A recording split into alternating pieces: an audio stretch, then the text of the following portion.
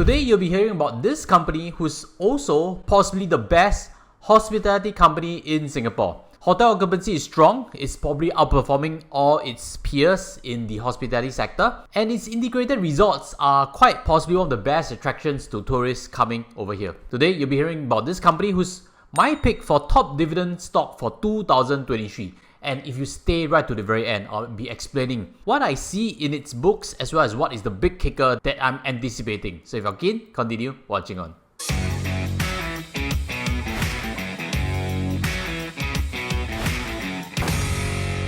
Hi guys, welcome back.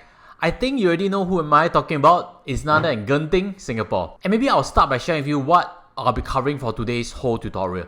Firstly, I'll be sharing with you an overview about Genting. Second, I'll be explaining to you its expansion plans for 2023 as well as 2024. And last but not least, I'll be explaining why I've picked it specifically as my top dividend stock for 2023. So without further ado, let's start with the first point. A quick overview about Genting. Now, Genting is actually in the business of hospitality and gaming. So hospitality means the hotels, the theme parks, the aquariums that he owns. And therefore, Resorts World Sentosa is actually a very unique integrated resort.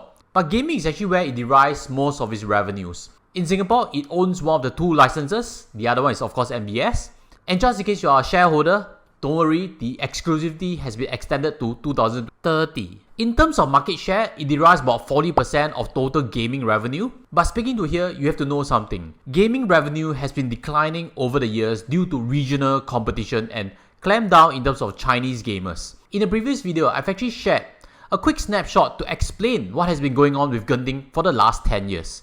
You can see that previously non-gaming was only 12.7% back in 2010.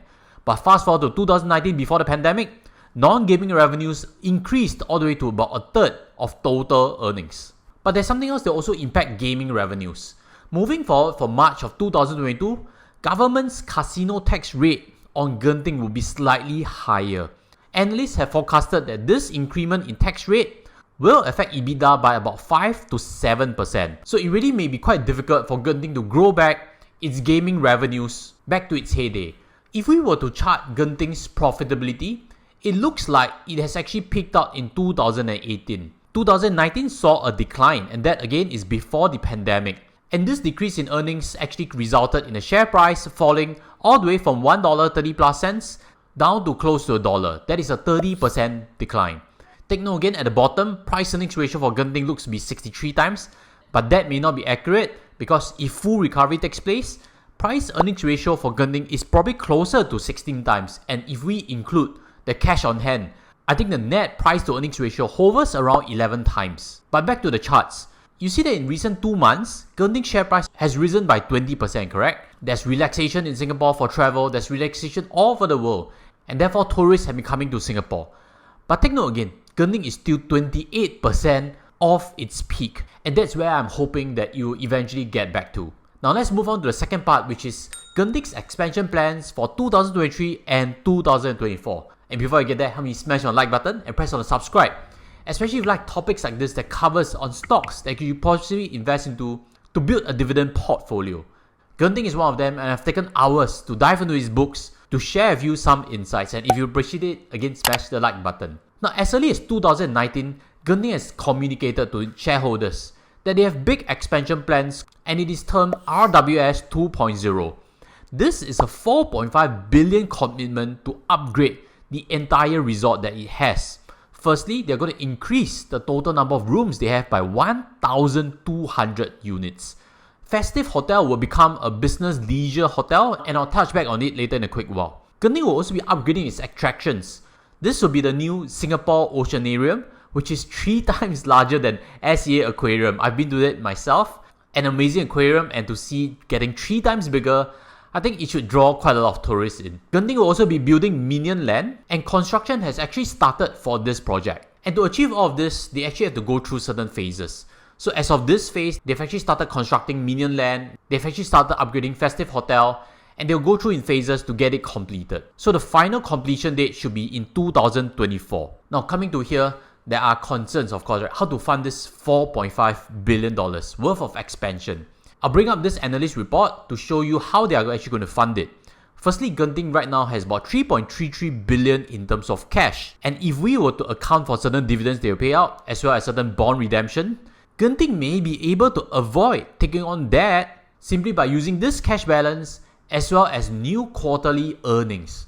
So this in itself is very powerful because right now interest rate environment is so expensive, correct? If you have to get loans for 5-6%, that will definitely eat into the books as interest costs. But if you can fund expansions with existing cash and new cash flows, then it makes the business operational risk drop by a lot more. And coming to here, I suddenly remembered that Genting actually was running for the Yokohama Integrated Resort in Japan. And back in September 2021, they were surprised and disappointed because that plan was scrapped by its local government.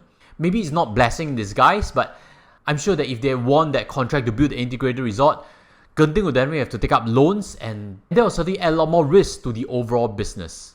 Just as a side note again, Osaka seems to be still running its integrated resort, and this report actually shows that ongoing land lease costs will be at least $18.4 million US. That again highlights business risk. But today you're here because you want to hear why Genting is my pick for top dividend stock 2023, correct? Let me firstly show you its dividend track record. Genting used to be paying 3.5 cents back in the years before COVID.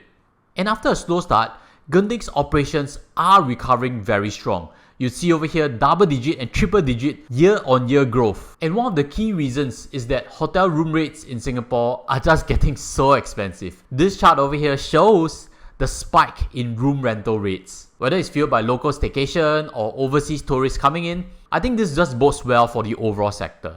And the good kicker is that Festive Hotel, which I mentioned just now, will likely be completing in first quarter 2023.